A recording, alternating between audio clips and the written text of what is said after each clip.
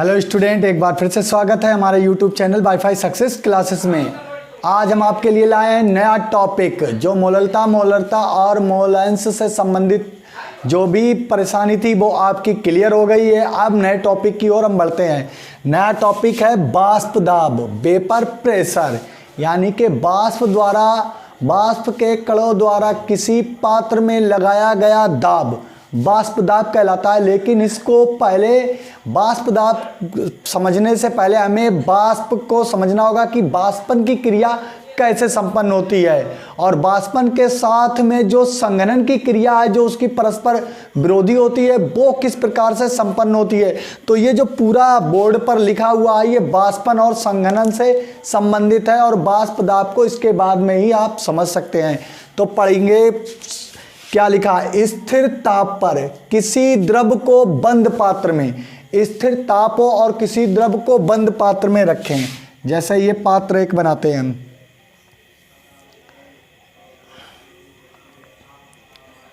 स्थिर ताप पर और एक पात्र को हम ढक्कन से बंद कर देते हैं।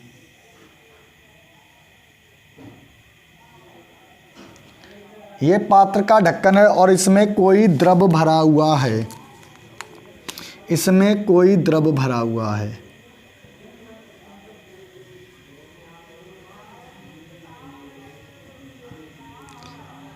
ये द्रव भरा गया है और यहाँ पर ये इसकी सतह पर पहली परत के कण हैं द्रव के।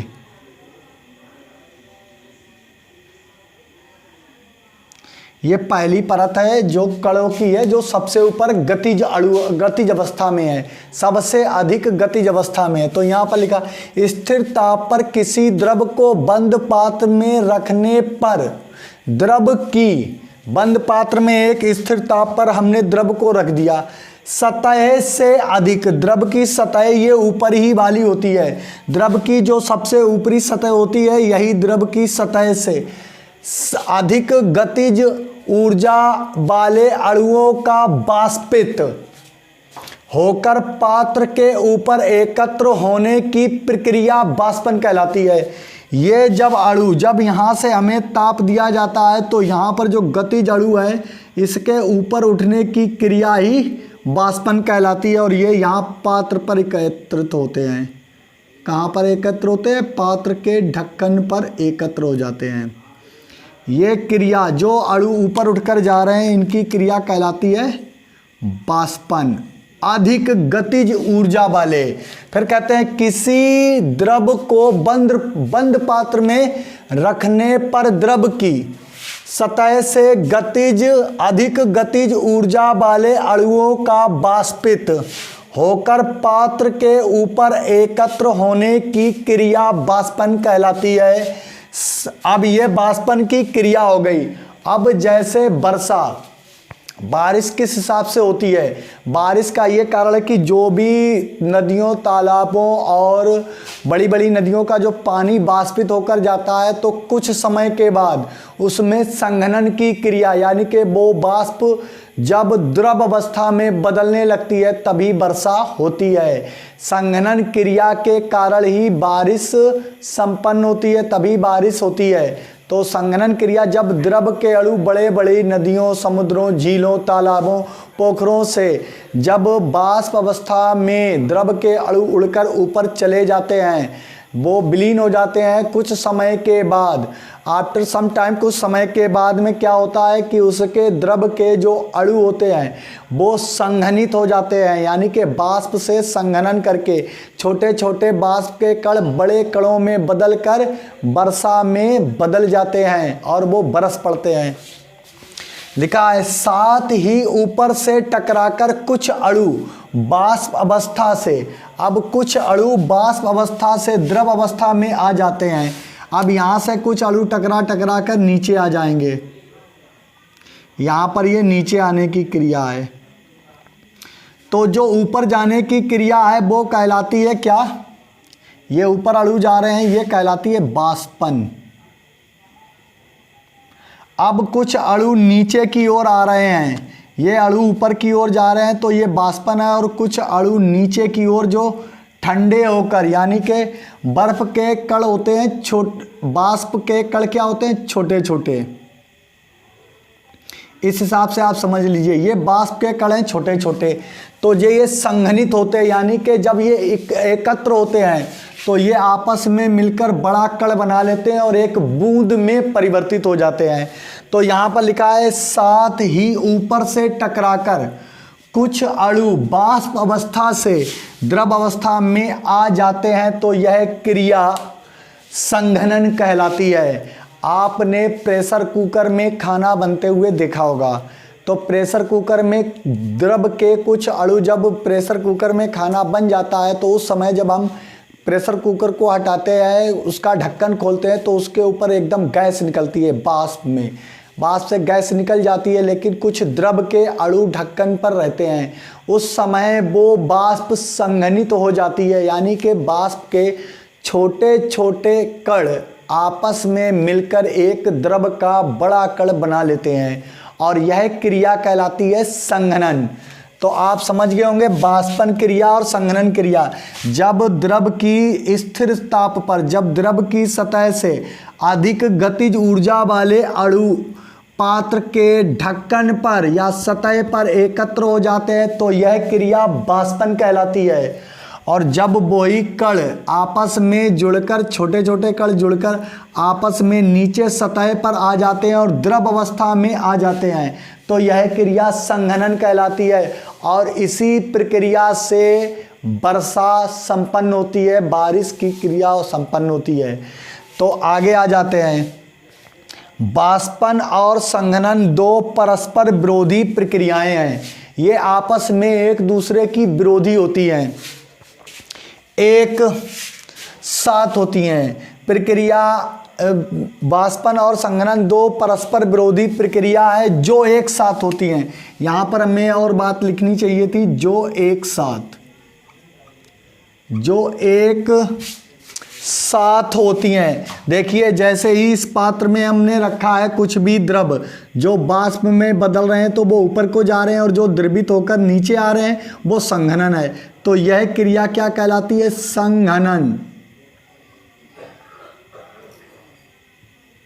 संघनन कहलाती है, साथ होती है। प्रारंभ में संघनन क्रिया का वेग शून्य होता है, क्योंकि प्रारंभ में बाष्प ही बनती है, तभी तो बाष्प के छोटे छोटे कण हैं। हमने आपको बताया जैसे बाष्प के ये कण हैं छोटे छोटे, उड़ के जा रहे हैं ऊपर, ये बाष्प अवस्था के हैं। क्योंकि जब आप प्रेशर कुकर में प्रेशर से बाष्प निकलती है, प्रेशर का, तो आपने देखा होगा कि बाष्प निकल जाती है। ये बाष्प के छोटे छोटे कण मान लिए, ये आपस में जब एकत्र होते हैं तो एक बड़ा कण बनाते हैं और द्रव अवस्था में बदल जाते हैं। अब ये बड़ा कण एक बन गया है एकत्र होकर, तो ये बन गया एक बूंद, और ये बूंद के रूप में क्या होते हैं, नीचे आ जाते हैं। तो यह क्रिया बराबर होती है। लेकिन प्रारंभ में संघनन नहीं होता है, क्योंकि पहले बाष्प बने तभी तो संघनन होगा। प्रारंभ में संघनन क्रिया का वेग शून्य होता, कोई संघनन नहीं होता, क्योंकि बाष्प बनेगी तभी उसके बाद में जो कण बाष्प में चले जाएंगे, बाष्प अवस्था से फिर वो आपस में जुड़ेंगे और द्रव अवस्था में बदलेंगे, तभी संघनन प्रक्रिया संपन्न होती है। क्योंकि बाष्प अवस्था में अणुओं की सांद्रता शून्य होती है। बाष्प अवस्था में जो अणु होती हैं उनकी सांद्रता से उनका कोई मतलब नहीं होता है। वो द्रव चाहे जितना सांद्र हो या तनु हो, उस समय उससे कोई भी मतलब नहीं होता है। बाष्पन की सांद्रता शून्य रहती है। समय समय पर बाष्पन, यहाँ पर लिख देंगे, समय समय पर बाष्पन का वेग स्थिर रहता है। जब समय समय पर बाष्पन का वेग स्थिर रहता है और संघनन का वेग, अब जब बाष्पन की क्रिया परमानेंट होती जा रही, यानी कि जो द्रव के अणु हैं वो परमानेंट ऊपर उठते जाते हैं। जैसे प्रेशर कुकर में क्या होता है कि पहले तो प्रेशर से गैस बाहर नहीं निकलती है, उस समय बाष्प ही निकलती है। जब उसके प्रेशर की सीटी से जो भी गैस निकलती है वो बाष्प के कणों के रूप में ही निकलती है। पहले क्या होता है, प्रेशर से वो गर्म होते जा रहे, गर्म होता जा रहा, बाष्प बनती जा रही। जब बाष्प अधिक मात्रा में एकत्र हो जाती है तो यहाँ पर क्या समय समय पर वाष्पन का वेग स्थिर रहता है। पहले तो समय से वाष्पन का वेग स्थिर रहता है, वाष्प कम मात्रा में होती है और संघनन का वेग बढ़ता है। फिर संघनन का वेग बढ़ना शुरू हो जाता है, क्रिया बहुत स्पीड से होती है। जो अणु वाष्प अवस्था में जा रहे थे वो जुड़ जुड़ कर द्रव अवस्था में आने लगे, बढ़ता है। अंत में ऐसी स्थिति आती है जब वाष्पन और संघनन का वेग समान हो जाता है। अंत में अब ऐसी स्थिति आएगी जब ये क्रिया अपने चरम सीमा पर होगी, साम्य अवस्था में होगी, जिसे कहते हैं साम्य अवस्था। तो एक ऐसी स्थिति आती है जब वाष्पन यानी कि उड़ने वाले कण जो सतह से छूट कर जा रहे हैं और नीचे आने वाले जो द्रव अवस्था में बदल रहे हैं, उनकी क्रिया क्या हो जाती है, बराबर हो जाती है उनकी स्पीड। जाने वाले कणों की संख्या और नीचे द्रव होने वाले वाष्प अवस्था में जाने वाले कणों की संख्या और संघनित होने वाले कणों की संख्या बराबर हो जाती है, तो वेग समान हो जाता है। ऐसी स्थिति में कणों द्वारा लगाया गया दाब वाष्प दाब कहलाता है। अब इस जो कण यहाँ पर दाब लगा रहे हैं तो वाष्प दाब कहलाता है और यहीं से क्या होता है, निकलने लगती है गैस। तो यह क्रिया कहलाती है वाष्पन और वाष्प दाब। तो अब चलते हैं वाष्प दाब की मेन डिफिनीशन पर। ये एक समझाने के लिए इतनी बात लिखी थी कि आप वाष्पन और संघनन को समझ जाएं। फिर उसके बाद में क्या होता है, वाष्पन की क्रिया लिखना है तो एक ही लाइन में वाष्पन की हेडिंग डालेंगे, कामा इन्वर्टेड कामा में लिख डालेंगी कि स्थिर दाब पर किसी द्रव की साम्य अवस्था में द्रव के कणों द्वारा किसी पात्र पर लगाया गया दाब वाष्प दाब कहलाता है। लो, ये वाष्प दाब की क्या हो गई, डेफिनीशन। लेकिन वाष्प दाब से पहले हमें वाष्पन को जानना था, इसलिए ये सब लिखना पड़ा। तो अब आ जाते हैं वाष्प दाब की मेन हेडिंग पर। वाष्प दाब क्या है, इसको रब कर देते हैं। वाष्प दाब बहुत इंपॉर्टेंट है, इसी के ऊपर लागू होता है राउल्ट का नियम। जैसे अभी इससे पहले हमने पढ़ा था हेनरी का नियम, अब आ जाएगा राउल्ट का नियम। और राउल्ट का नियम मोस्ट इम्पोर्टेंट है।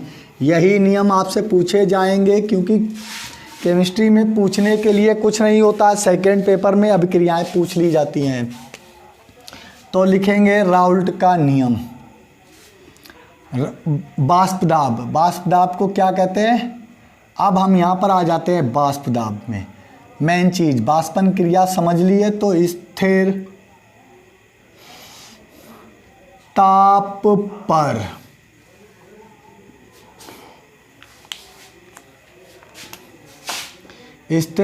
पर किसी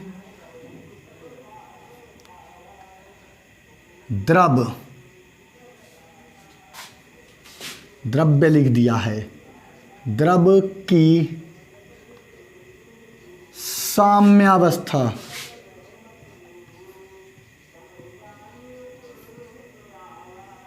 में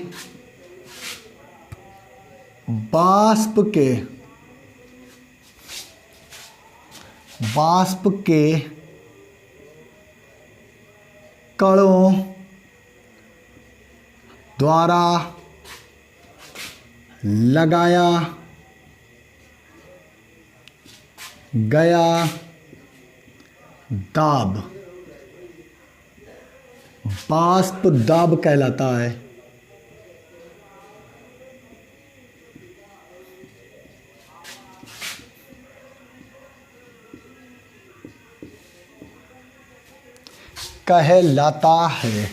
लो, एक बात एक लाइन में खत्म हो गया आपका वाष्प दाब।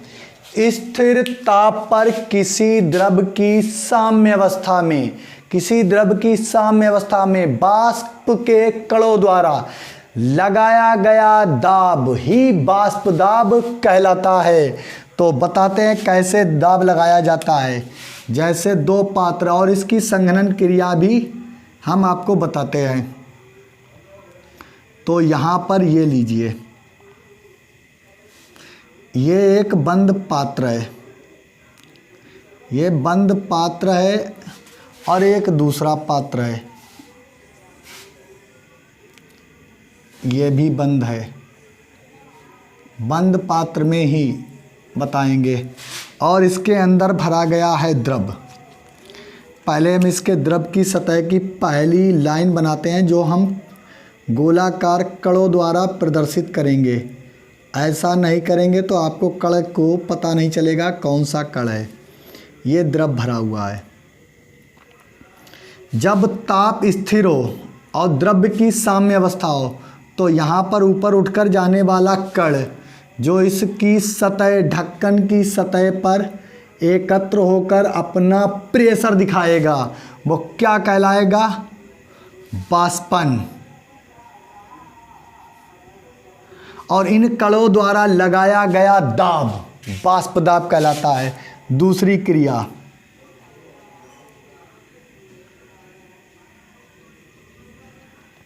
संघनन। ये द्रव का पात्र है। स्थिर ताप पर कोई गैस का कण जा रहा है, कहाँ? ऊपर। ये गैस के कण ऊपर जा रहे हैं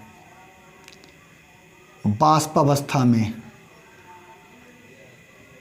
अब ये द्रवित होकर नीचे आ रहे हैं। जो द्रवित होकर नीचे आ रहे हैं तो यह क्रिया कहलाती है संघनन। और हमने बताया कि एक ऐसी स्थिति आती है जिसमें वाष्पन की क्रिया संघनन के समान हो जाती है, तो क्या कहलाती है? वाष्प दाब कहलाती है। अब वाष्प दाब के लिए हमें दो ही काम करने हैं कि वाष्प दाब को एक ग्राफ द्वारा समझना है कि वाष्प दाब किस प्रकार से वाष्पन की क्रिया और उस वेग की क्रिया संपन्न हो जाती है। तो देखते हैं कैसे, यहीं पर बता देते हैं। जैसे ये है दर और ये है वाष्पन की क्रिया का बिंदु। ये है बिंदु वाष्पन बिंदु, ये वाष्पन बिंदु है। और ये संघनन क्रिया यहाँ से स्टार्ट होनी है। और ये है समय, ये समय है। और ये है दर। वाष्पन बिंदु यहाँ है और पहले से द्रव क्या होता है? संघनित होता है। कोई भी सब क्या होता है? संघनित अवस्था में होता है और उसकी संघनन क्रिया पे उसका वेग शून्य होता है। जैसे जैसे हम वाष्प के लिए बढ़ाएंगे तो ये क्रिया बढ़ने लगेगी। ये वेग इस प्रकार से उठने लगेगा और वाष्पन की क्रिया पर आ जाएगा। ये वाष्पन का चरम बिंदु होगा। क्या होगा? चरम बिंदु। और ये होगी संघनन की क्रिया। अब वाष्पन के बिंदु पर, मूल बिंदु पर पहुंचते हैं तो यहाँ पर ये जो ग्राफ ये लंब डालेंगे तो ये हो जाती है इसकी साम्य अवस्था।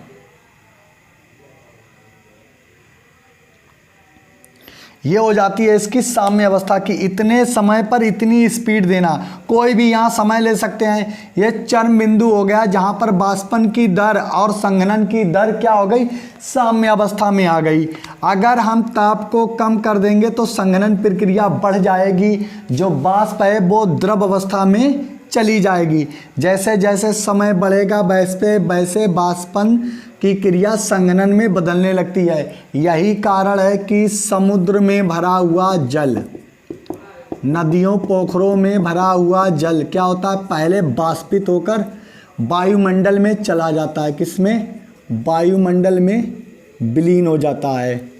पहले ये नदियों का हमने ले लिया जल है जो वाष्पित होकर या किसी पेड़ पौधे की वाष्पन क्रिया द्वारा, ये नहीं है कि समुद्र से ही जल प्राप्त होता हो। वाष्पन की क्रिया में जो वर्षा का पानी हमें प्राप्त होता है ऐसा नहीं है। पेड़ों में अधिकतर पेड़ पौधे अपने लिए गए जल का 90% जल हवा में वाष्पित कर देते हैं अपने स्टोमेटा यानी रंध्रों द्वारा। जो द्रव को भूमि से खींचते हैं, जल को भूमि से खींचते रहते हैं जाइलम द्वारा, और वो क्या हो जाता है? वाष्पित होता रहता है। ऐसी कंडीशन में पेड़ पौधे हरे बने रहते हैं। जैसे कोई भी पौधा लगाया, चित्र के माध्यम से आपको समझाते हैं।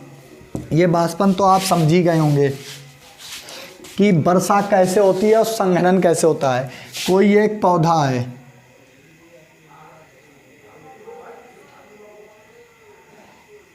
और ये जड़ों से क्या करता है, जल को भूमि की नमी से या जल देने पर, यहाँ पर क्या है, नमी जो है H2O, और ये हैं इसके पेड़ पौधे जिनमें पाए जाते हैं रंध्र। ये पत्तियाँ हैं, पत्तियाँ, और रंध्र पाए जाते हैं। जल भागता है ऊपर की ओर, वो भी काहे के द्वारा, एक प्रेशर होता है जिसे हम कहते हैं ऑस्मोटिक प्रेशर, यानी कि परासरण दाब। ऑस्मोटिक प्रेशर, परासरण दाब के द्वारा जल भूमि की नमी, जो भूमि की नमी से जल प्राप्त होता है वो जाता है ऊपर की ओर। 90%, यानी अगर 1 लीटर जल पेड़ पौधों ने खींच लिया है अपनी ओर जाइलम द्वारा, कोशिकाएं पाई जाती हैं इसमें, सेलें, जाइलम और फ्लोएम। फ्लोएम द्वारा जाते हैं खनिज लवण और भोजन, लेकिन जाइलम द्वारा केवल जाता है जल। जो जाइलम द्वारा 1 लीटर जाता है तो इसमें 900 मिलीलीटर लगभग पौधे अपने स्टोमेटा द्वारा वातावरण में सूर्य के प्रकाश के कारण बाष्पीकृत कर देते हैं। क्या कर देते हैं, बाष्पन कर देते हैं। ऐसे ही नदियों में बहता हुआ जल, जो नदियों और पोखरों समुद्र में बहता हुआ जल सूर्य के प्रकाश या तापमान के कारण क्या होता है, बाष्पित होता रहता है। और बाष्पन की जो कणें होती हैं वो बहुत छोटी होती हैं। आपने जाना होगा कि सर्दी के मौसम में, जब सर्दी के मौसम में बाष्प निकलती है तो वो हमें दिखाई देती है। गर्मियों में इतना तापमान हाई होता है कि बाष्प हमारे मुंह से निकलने वाली दिखाई नहीं देती है। जो सर्दियों में बाष्प दिखाई देती है वो बहुत महीन कण होते हैं। आप किसी भी कांच पर या कर देते हैं, फूंक मार देते हैं तो उसमें बाष्प जम जाती है, क्योंकि उस समय संघनन की क्रिया तेजी से हो रही होती है और बाष्पन की जो क्रिया है वो धीमी हो जाती है।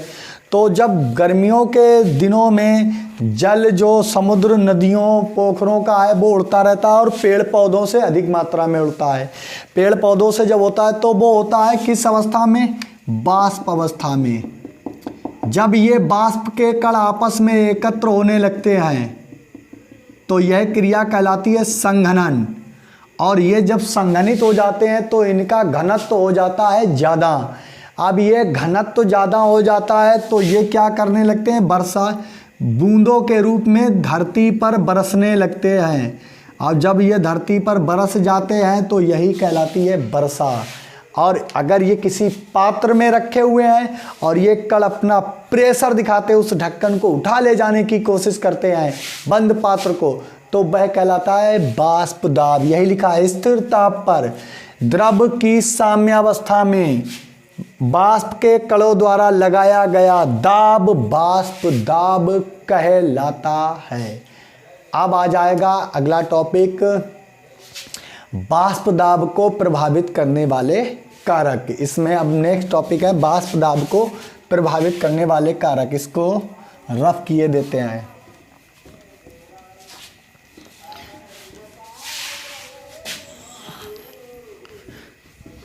बाष्प दाब को प्रभावित करने वाले कारक कौन कौन बाष्प दाब को प्रभावित कर सकता है।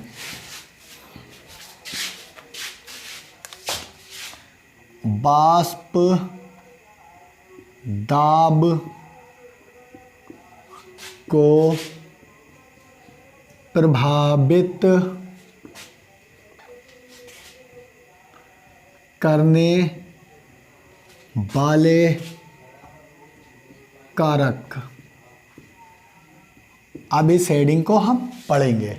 तो अब हम सीखेंगे बाष्प दाब को प्रभावित करने वाले कारक। कौन कौन से ऐसे कारक हो सकते हैं जो बाष्प दाब को प्रभावित कर सकते हैं, घटा सकते हैं या बढ़ा सकते हैं। तो पहली हेडिंग इसके अंदर आ जाएगी बाष्प दाब के, इसमें एक लाइन भी अगर चाहे तो जोड़ सकते हैं। बाष्प दाब निम्न कारकों के कारण प्रभावित होता है। नंबर 1, द्रव की प्रकृति। तो द्रव की प्रकृति में है यदि द्रव के अणुओं के मध्य अंतरा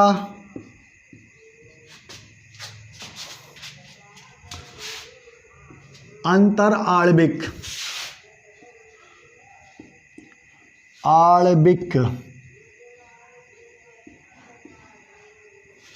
बल कम होता है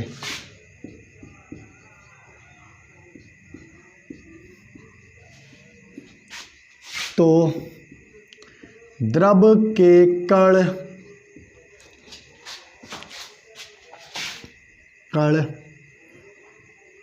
कम ताप पर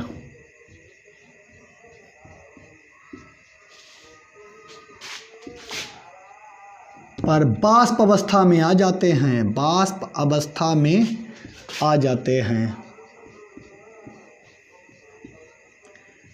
आ जाते हैं। अब इसको बात को समझ लिए, यदि द्रव के अणुओं के मध्य अंतरा आकर्षण बल कम होता है तो वाष्प के अणु कम ताप पर ही द्रव अवस्था में आ जाते हैं। फॉर एग्जाम्पल जैसे हम बताते हैं आपको, यहाँ पर ये द्रव के कण हैं, ये एक दूसरे से अंतरा आकर्षण बल दिखाते हैं।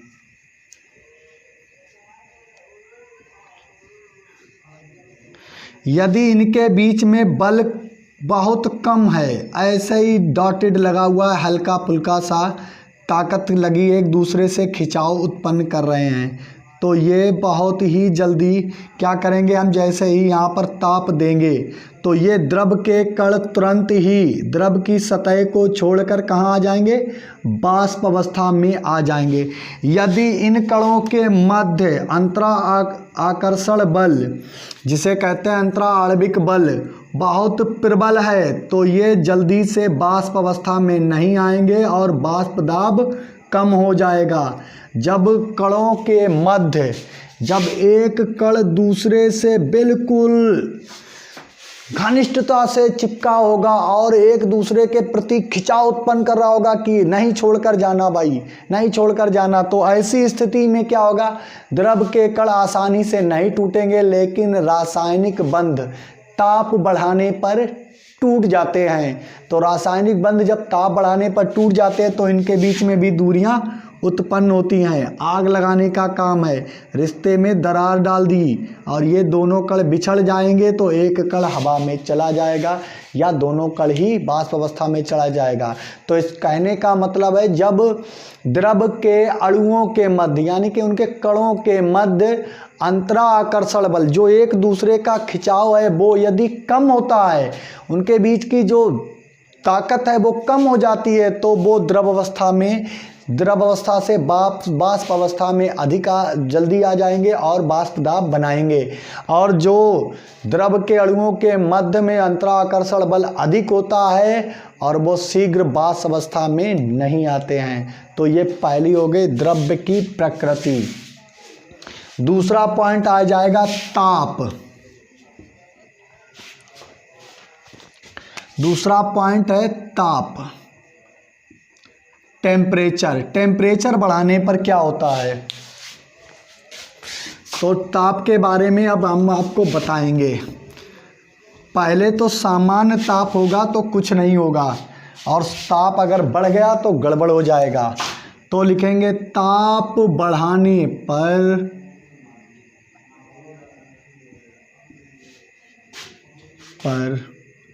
द्रव के अणुओं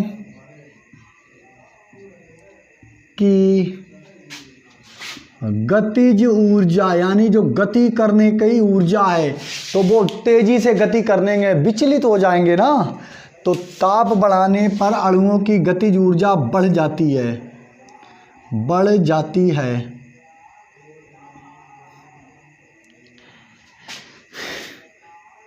इसी कारण द्रव के अणु द्रव की सतह को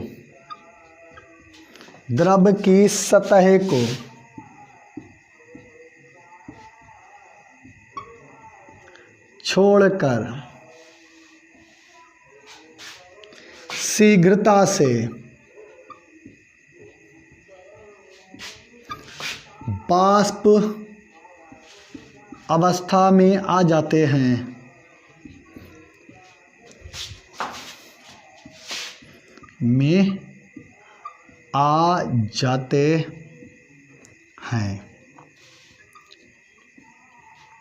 ये कह रहा है कि यदि कोई विलयन ऐसे सामान्य ताप पर एक स्थिर ताप पर वाष्प बना रहा था, लेकिन जब हमने उस विलयन का ताप बढ़ा दिया या उस द्रव का ताप बढ़ा दिया, जैसे ये एक पात्र है, इसमें कोई और ये ढक्कन उस पर लगाया है और कोई एक द्रव भरा हुआ है और इसके जो कण हैं, जो इसके अंदर भी हैं, सब में हैं, द्रव है भाई, कण है तो सतह पर एक तार दिखाए गए हैं। तो जैसे ही ताप पहले से चल रहा था तो द्रव के कण क्या जा रहे थे, वाष्प अवस्था में जा रहे थे, लेकिन हमने ताप को और इंक्रीज कर दिया, यानी कि बढ़ा दिया। जब ताप में हमने वृद्धि कर दी तो क्या हुआ, ये कण भागने लगेंगे और इनकी गतिज ऊर्जा यानी कि घूमने की ऊर्जा और भागने की ऊर्जा बढ़ जाएगी और ये द्रव की सतह को छोड़कर वाष्प अवस्था में भागने लगेंगे। तो ताप बढ़ाने पर, कहने का मतलब है ताप बढ़ाने पर वाष्पन की क्रिया बढ़ जाती है और वाष्पन की क्रिया जब बढ़ जाती है तो वाष्प दाब भी बढ़ जाता है। तो ताप बढ़ाने पर वाष्प दाब बढ़ता है। द्रव ताप बढ़ाने पर द्रव के अणु गतिज ऊर्जा बढ़ जाती है, इसी कारण द्रव के अणु सतह को छोड़कर शीघ्रता से वाष्प अवस्था में आ जाते हैं और वाष्प दाब को बढ़ा देते हैं। ताप बढ़ाने पर वाष्प दाब बढ़ता है और अणुओं की जो प्रकृति होती है, यदि उनके बीच में बंध जो ताकत है वो कम होती है तो वाष्पन क्रिया तेजी से होगी और वाष्प दाब बढ़ जाएगा। और वाष्पन क्रिया अगर बंध के कारण मजबूती से बंध बढ़े हैं, कण एक दूसरे को छोड़ने नहीं चाहते, वाष्प अवस्था में जल्दी से जाना नहीं चाहते हैं, तो ताप बढ़ाने पर ही वो छोड़ेंगे। तो ऐसी कंडीशन में वाष्पन की क्रिया धीमी पड़ जाती है और वाष्प दाब भी घट जाता है। अब बताएंगे द्रव विलयनों का वाष्प दाब। अब इस पर आ जाएंगे। ये बात हो गई, दोनों यही दो कारण हैं जो वाष्प दाब को प्रभावित कर सकते हैं। या तो द्रव की प्रकृति, द्रव ऐसा है, तो एग्जाम्पल के तौर पे बताते हैं कि द्रव की प्रकृति में जैसे डाई एथिल ईथर, पहले हम बता देते डाई एथिल ईथर, ये डाई एथिल ईथर है, इसकी एथेनॉल से डाई एथिल ईथर एथेनॉल से अधिक वाष्पशील है, तो ये अधिक वाष्प अवस्था को प्रदर्शित करेगा और ये अधिक वाष्प दाब भी दर्शाएगा। और एथेनॉल इतना नहीं दर्शाएगा कि एथेनॉल जल्दी से वाष्प अवस्था में नहीं आता है। और डाई एथिल ईथर एक वाष्पशील क्या है, तत्व वाष्पशील यौगिक है और जो वाष्प दाब अधिक प्रदर्शित करेगा।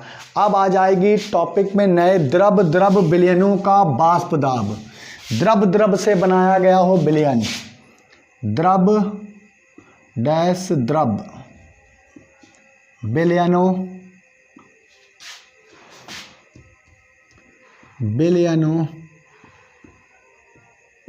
का वाष्प दाब।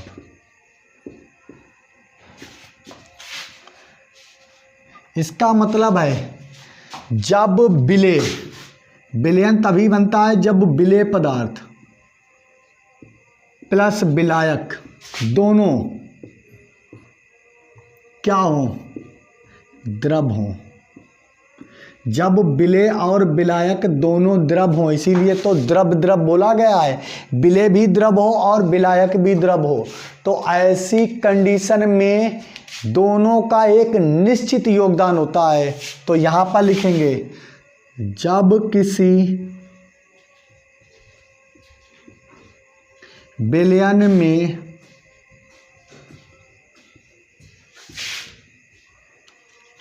विलेय, विलयन के, में की जगह पर कर लेंगे हम के, प्रत्येक घटक, घटक का मतलब है विलेय व विलायक,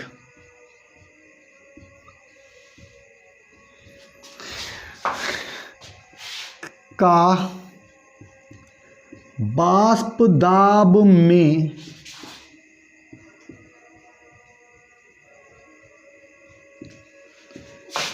निश्चित योगदान होता है।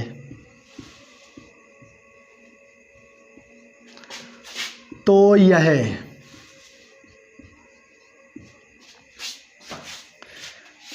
द्रव डैश द्रव विलयन का वाष्प दाब कहलाता है।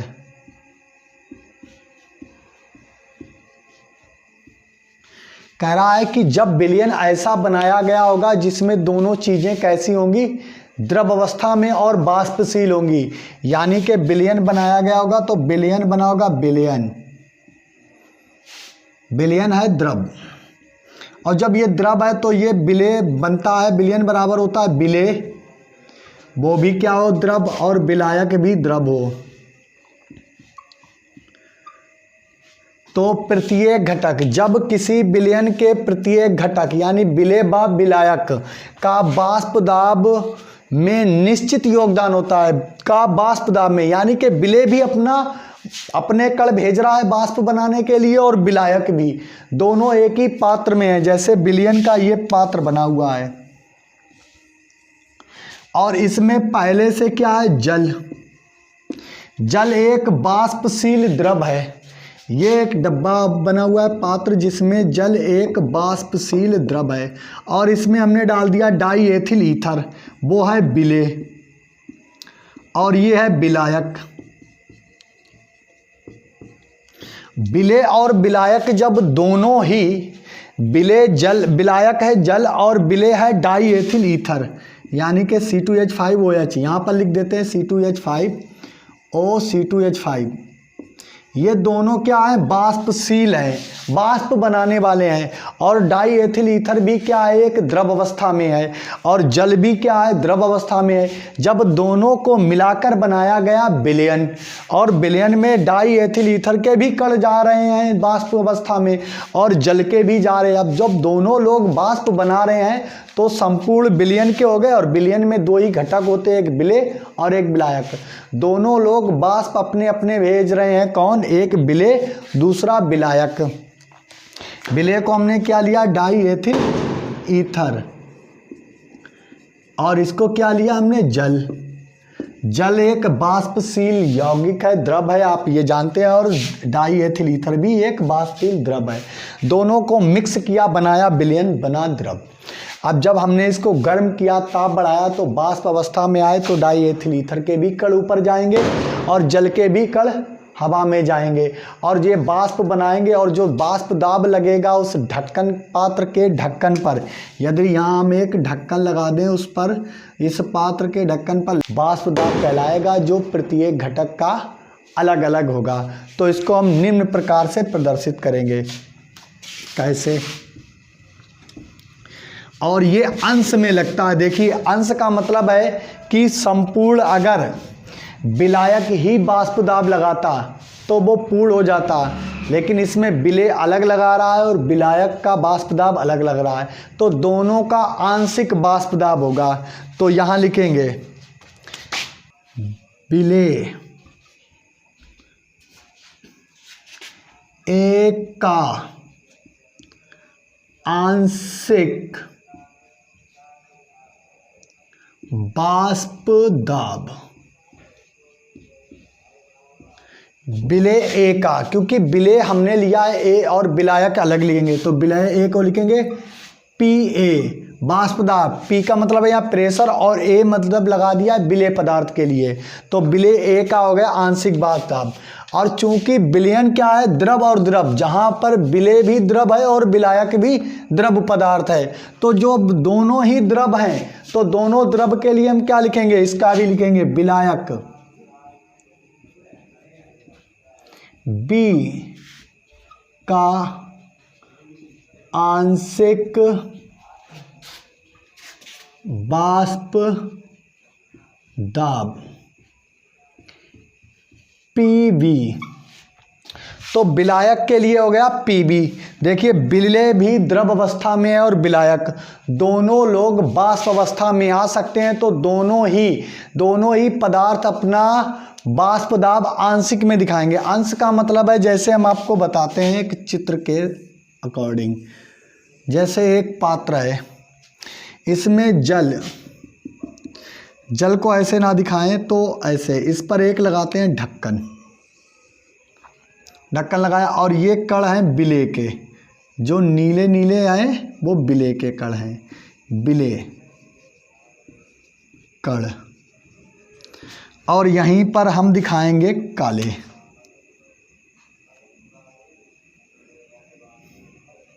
और ये जो काले वाले हैं वो हैं विलायक के कण, विलायक कण। अब यहाँ पर ये जो कण हैं ये हैं विलायक के अधिक मात्रा में, क्योंकि विलायक सदैव होता है अधिक मात्रा में और विलेय पदार्थ होता है कम मात्रा में। तो ये विलायक के कण हैं जो काले हैं, और ये हैं विलेय के कण।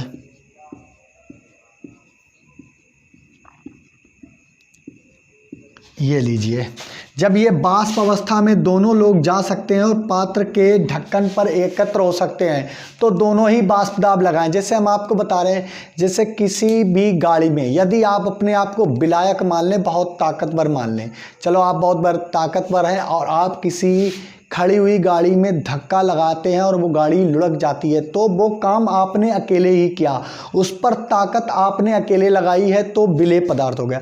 अब छोटे छोटे कुछ बच्चों को बुलाया और उस गाड़ी में धक्का लगाया, आपसे नहीं हो रहा, या आप लगा लेते हैं लेकिन बच्चों की ताकत से वो गाड़ी और तेज लुढ़कने लगी, तो उन बच्चों का भी योगदान है लेकिन कम मात्रा में है, कम मात्रा में है तो आंशिक हो गया। आपका भी योगदान है लेकिन पूर्ण नहीं है, तो वो भी कम मात्रा में है, जितना चाहिए उतना कम नहीं। आपने धक्का लगाया गाड़ी में लेकिन वो आपका योगदान उसमें कम है, तो आपका जो दाब दिखाया जाएगा, ताकत दिखाया जाएगा, वो आंशिक बताई जाएगी।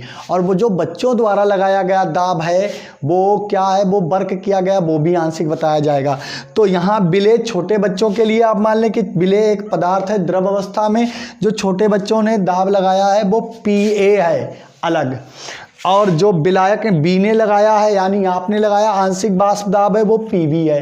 तो टोटल जो बाष्प दाब हुआ, तो कुल बाष्प दाब क्या होगा, कुल बाष्प दाब P, कुल बाष्प दाब P होगा। आपने और बच्चों ने यानी कि द्रव विलेय ने और द्रव विलायक ने मिलकर पात्र के ढक्कन पर सतह पर बाष्प दाब लगाया। आप दोनों लोग ही ताकतवर हैं, ताकत दिखा सकते हैं, बाष्प अवस्था में आ सकते हैं, तो क्या हो जाएगा, आप पात्र पर एकत्र हुए और पात्र को उठाने लगे। तो ऐसी कंडीशन में जब वो द्रव और द्रव से विलयन बनाया गया होगा तो क्या हो जाएगा, टोटल हम जोड़ देंगे PA विलेय का बाष्प दाब और PB विलायक का बाष्प दाब, तो ये टोटल हो जाएगा PA PB का बाष्प दाब, यानी कि कुल बाष्प दाब P बराबर होगा विलेय का बाष्प दाब और विलायक का बाष्प दाब। अब द्रव और द्रव विलयनों के संबंध में राउल्ट ने एक नियम का प्रतिपादन किया था। कहते हैं कि राउल्ट के नियमानुसार किसी विलयन में उपस्थित प्रत्येक घटक द्रव और द्रव विलयनों के लिए, केवल द्रव और ठोस के लिए नहीं, द्रव और गैस के लिए नहीं, सिर्फ द्रव और द्रव के लिए राउल्ट ने नियम को प्रस्तावित किया था। बताया था कि किसी भी विलयन में उपस्थित प्रत्येक घटक का बाष्प दाब उसकी ही, जो प्रत्येक घटक है उसकी ही मोल अंश यानी मोल भिन्न, मोल प्रभाज, मोल फ्रैक्शन के बराबर होता है। तो ये राउल्ट के नियमानुसार है। तो राउल्ट का नियम भी बहुत इंपॉर्टेंट है और मोस्टली पूछा ही जाता है, 99% आप समझ लीजिए कि आपको परीक्षा में मिलेगा। तो अब आएगा अपना टॉपिक राउल्ट का नियम। तो राउल्ट के नियमानुसार चलेंगे। राउल्ट का नियम, इसको रब कर देते हैं, राउल्ट का नियम पूर्ण कराते हैं।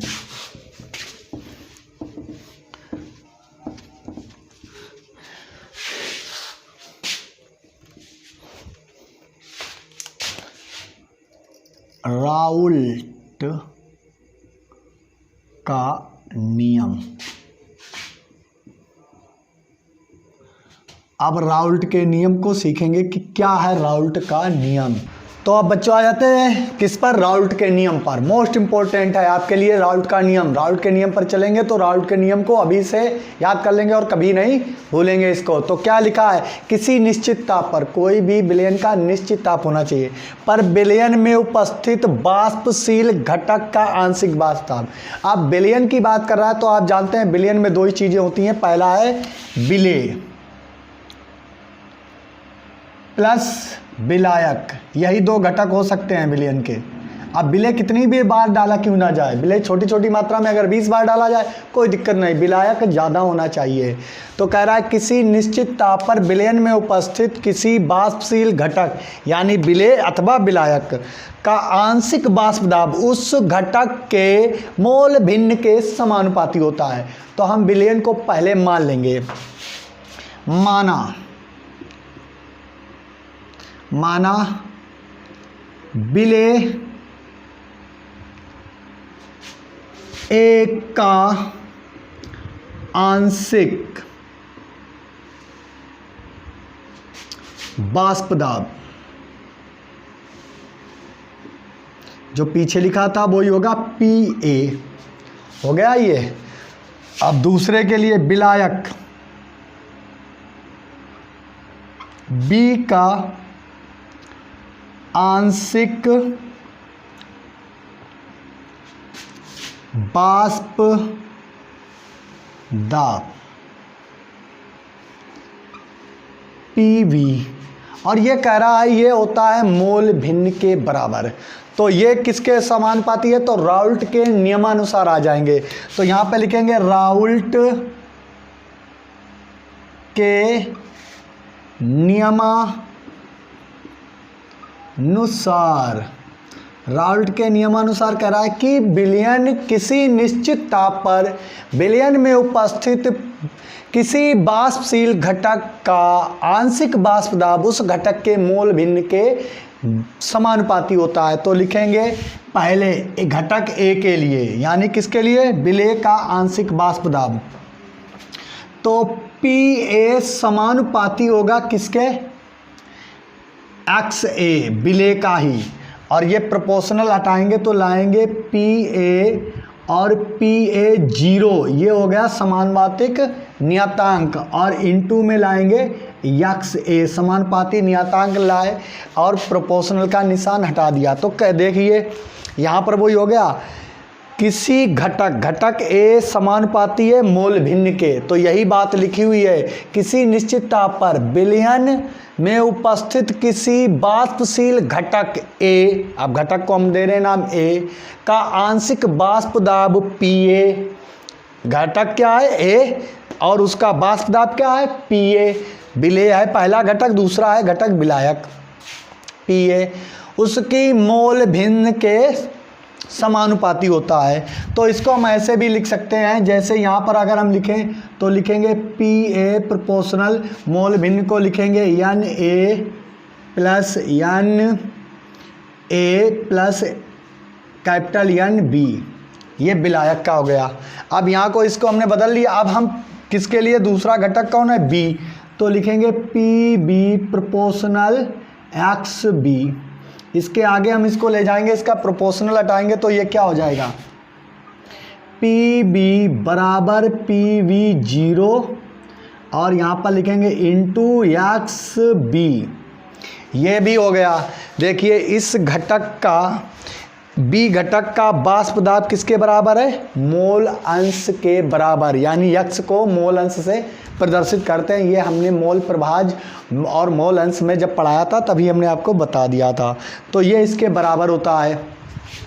तो कुल टोटल ये क्या है, Pa और Pa शुद्ध विलायक का वाष्प दाब है, तो कुल वाष्प दाब कितना होगा, तो ऊपर वाला हम रफ किए देते हैं, नियम तो आपने पढ़ ही लिया है, तो अब इसके पूरे फार्मूले की जांच पड़ताल करते हैं।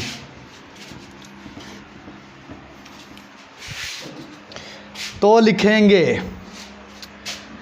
कुल वाष्प दाब, कुल वाष्प दाब। अब इसको कर लेते हैं समीकरण नंबर 1 और इसको कर लेते हैं समीकरण नंबर 2। कुल वाष्प दाब P बराबर होता है Pa प्लस Pv। ये Pa Pv पूरा एक वाष्प दाब है। ये समीकरण नंबर हम डाल दें 3, क्योंकि पहला ये है दूसरा ये है। तो हम Pa और Pv की वैल्यू रखें, क्या रखेंगे, यहाँ पर Pa और Pv की वैल्यू कितनी है, ये है पहली है Pa0 इंटू एक्स, तो लिख देंगे P बराबर Pa0 इंटू XA प्लस दूसरे की क्या लिखेंगे Pb0 इंटू XB, जहाँ P0 P0 भी बोलते हैं इसको, P0 बोलेंगे तो आपके लिए सही रहेगा। Pa0 बा Pb0 समानुपातिक नियतांक, क्या है, समानुपातिक नियतांक, यहाँ लिख देते हैं नीचे समानुपाती नियतांक, ये हो गया Pa Pb के लिए। अब यहाँ पर हम लिखेंगे, हम जानते हैं, हम एक बात जानते हैं कि जो मोल भिन्न होती है वो दोनों घटकों की समान होती है। अब इसको हम नीचे रफ किए देते हैं। अब आ जाते हैं मोल भिन्न। हम जानते हैं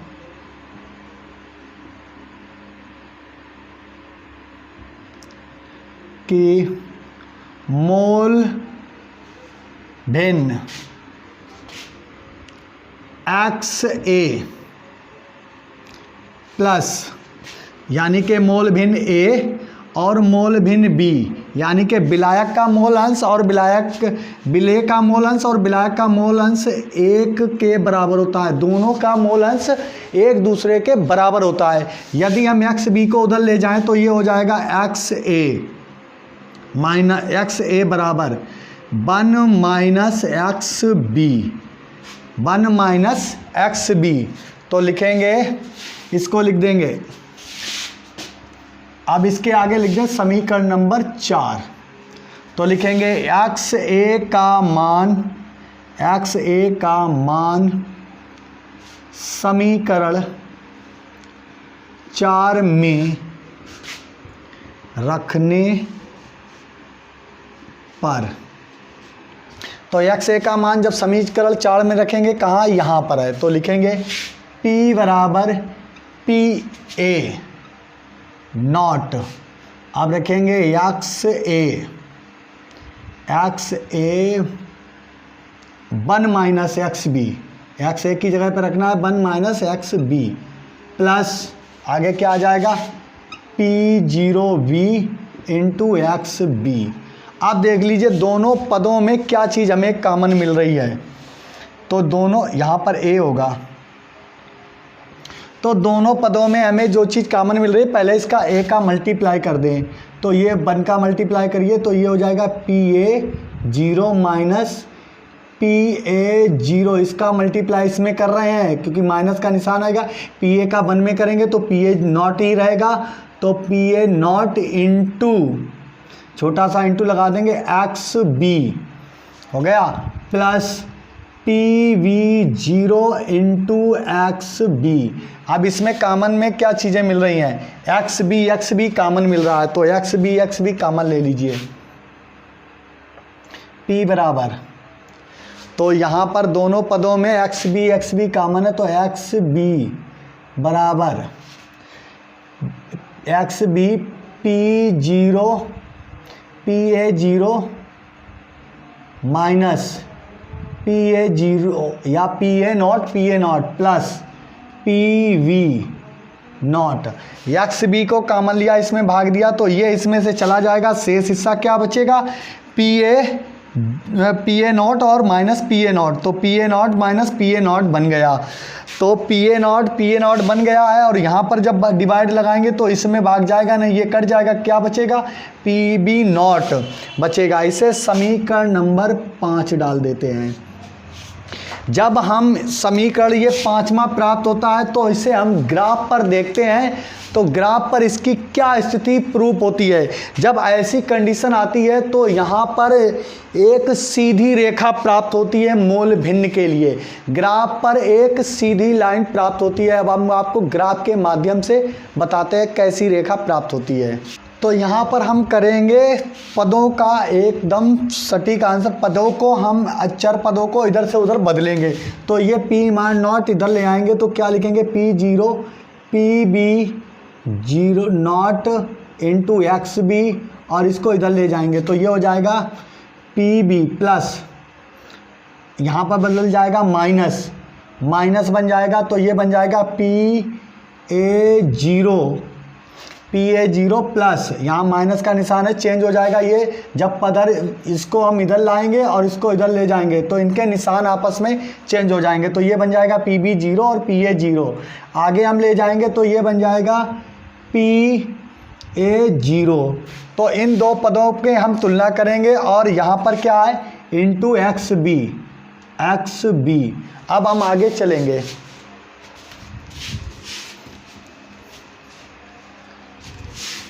आगे को प्रदर्शित करेंगे तो हम इसमें से XB कॉमन ले लेंगे, तो P = XB बराबर इंटू नहीं लिखेंगे तो यहाँ पर लिखेंगे P0V माइनस, अब यहाँ पर क्या बचा, PA, यहाँ पर XB, दोनों पदों में से XB चाहिए, XB में तो भाग दे दिया तो क्या बचा, PB, क्या बचा, PB0, तो यहाँ पर बचेगा PA0 प्लस, अब यहाँ पर क्या बचा, PA0। ये हो गया समीकरण नंबर 5। अब लिखेंगे समीकरण 5 में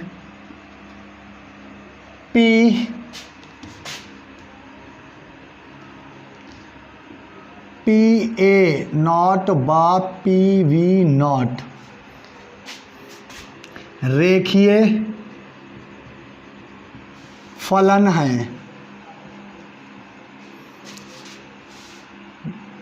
है, ग्राफ द्वारा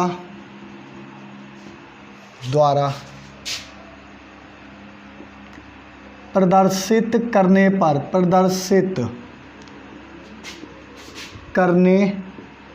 पर एक सीधी रेखा प्राप्त होती है। अब हम इसको ग्राफ में प्रदर्शित करेंगे, तो PA और PB को जब ग्राफ में P0 हटा दे, PA और PB रखें, एक रेखीय फलन है जिन्हें हम रेखीय में निम्न प्रकार से प्रदर्शित करेंगे। जैसे ग्राफ में यदि कोई हमारे दो वाष्पशील विलयन हैं, तो ये PB0 और PA0, तो इसको हम लिखेंगे जैसे कोई वाष्पदेश वह पहले घटक का दो वो है PA0, दूसरे का है PV0, ये दो कहें, कोई एक वाष्पशील घटक है उससे PB अगर दूसरा विलायक मिलता है तो हमेशा क्या होता है, वाष्प दाब बढ़ेगा। यदि आप चल रहे हैं रास्ते में और कोई एक और साथ आपके आ जाए तो उससे हौसला बुलंद हो जाता है कि हमें और भी अभी काम कर लेना है, तो ये है वाष्प दाब, और ये है मोल भिन्न।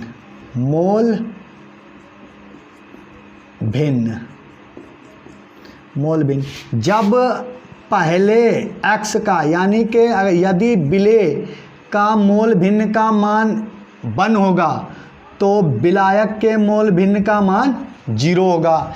यदि विलेय पदार्थ का मोल भिन्न का मान 0 है तो विलायक के मोल भिन्न का मान सदैव 1 होगा। अब इसको ग्राफ में निम्न प्रकार प्रदर्शित करेंगे।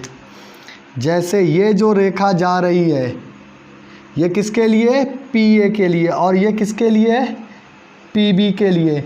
जब हम इस रेखा पर लिखते हैं तो जो इंक्रीज हो रही है, जैसे विलेय और विलायक का वाष्प दाब की ये रेखा है, विलेय ने कितना वाष्प दाब लगाया जो इस रेखा से प्रदर्शित होगा, तो PA PB यहाँ पर लिखेंगे PA के लिए, तो ये रेखा है तो ये लिखेंगे PA बराबर P0A इंटू XA। ये हो गई विलेय पदार्थ। विलेय पदार्थ ने जो अपना वाष्प दाब दिखाया वो इस रेखा से प्रदर्शित होता है, और ऐसी स्थिति में रेखा कैसी, एक सीधी रेखा प्राप्त होती है जब विलेय और विलायक दोनों एक समान वाष्पशील अवस्था में हो। और जब दूसरा तो PV बराबर PB0 इंटू XB मोल अंश। तो विलेय और विलायक, और ये एक आदर्श विलयन पर फॉलो करता है। ऐसी स्थिति में हम देखते हैं कि जो विलायक को हमने PB लिया था उसका वाष्प दाब विलेय पदार्थ से अधिक है, और होना भी चाहिए। विलेय पदार्थ से विलायक हमेशा अधिक होता है, और ये एक आदर्श विलयन के लिए। और जानिए, जब एक स्थिति में मोल भिन्न अपना प्रदर्शित करेगा, मोल भिन्न का मान A का यदि विलायक के लिए 1 होगा तो उस समय विलेय का लिए 1 होगा तो विलायक शांत अवस्था में होगा, उसकी वैल्यू 0 होगी। और जब विलेय की 0 होगी तो विलायक अपना मोल भिन्न प्रदर्शित करेगा। तो ये कंडीशन आ जाती है, और ये एक आदर्श विलयन के लिए लिखा है।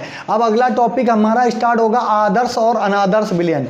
आदर्श विलयन, ये जो राउल्ट का नियम है, ये जो राउल्ट के नियम का वाष्प दाब ग्राफ है, अगर इस नियम के अकॉर्डिंग कोई विलयन काम करता है तो वो आदर्श है। कहने का मतलब है वे विलयन जो राउल्ट के नियम के आधार पर राउल्ट के नियम का पालन करते हैं आदर्श विलयन कहलाते हैं, और जो राउल्ट के नियम का पालन नहीं करते हैं वो अनादर्श विलयन कहलाते हैं। और राउल्ट का नियम केवल तनु विलयनों पर ही लागू होता है। राउल्ट का नियम तनु विलयनों पर ही लागू होता है, और राउल्ट का नियम केवल वाष्पशील घटकों पर ही लागू होता है। अब बताते हैं अनादर्श विलयन। यदि जो मेन वाष्प दाब, जैसे अपना वाष्प दाब विलेय और विलायक का अपना अपना वाष्प दाब है, ये विलेय पदार्थ का और ये विलायक का है, यदि दोनों का मिक्स करने से वाष्प दाब इंक्रीज होता, बढ़ जाता है, तो ये अनादर्श विलयन होगा। ये अनादर्श की एक कंडीशन है, क्योंकि उस समय ये कंडीशन बढ़ जाएंगी इस करीब से। ये अपना ज़रूरत से ज़्यादा दिखाएगा विलायक, और ये विलेय भी अपना दिखाएगा। तो ये जो रेखा मेन रेखा है, सीधी रेखा को जब कोई ग्राफ पार कर जाता है तो विलयन अनादर्श हो जाता है। और जब ये संपूर्ण विलयन भी अपना वाष्प दाब, अब हमने कोई वाष्प दाब ऐसा लगाया जो कम प्रदर्शित करता हो वाष्पशील अवस्था, तो वो क्या करेगा, एक अनादर्श की कंडीशन कि वाष्प दाब घट जाएगा। कुछ हम ऐसा डालें कि वाष्प दाब घट जाए, ये लीजिए घट गया, तो भी ये भी अनादर्श विलयन हो जाएंगे। वाष्प जब तक इन लाइनों को, ये जो काली और डॉट लाइनें दिखाई हैं इसको भी हम काला ही दिखा देते हैं। ये राउल्ट के नियम को फॉलो करती हैं लाइनें। ये ही डॉटेड जो काली लाइनें हैं काले पेन से की गई हैं, इन लाइनों के अनुसार जो भी विलयन काम करेगा, जो भी विलयन अपनी वाष्पशील अवस्था प्रदर्शित करेगा, इन लाइनों पर ही रहेगा तो आदर्श विलयन होगा, राउल्ट के नियम को फॉलो कर जाएगा। यदि नहीं करेगा तो अनादर्श विलयन कहलाएगा। आज के लिए बस इतना ही रखते हैं। यदि हमारा वीडियो आपको पसंद आता है तो लाइक करिए और चैनल को सब्सक्राइब करिए। पढ़ते रहिए, मुस्कुराते रहिए। धन्यवाद।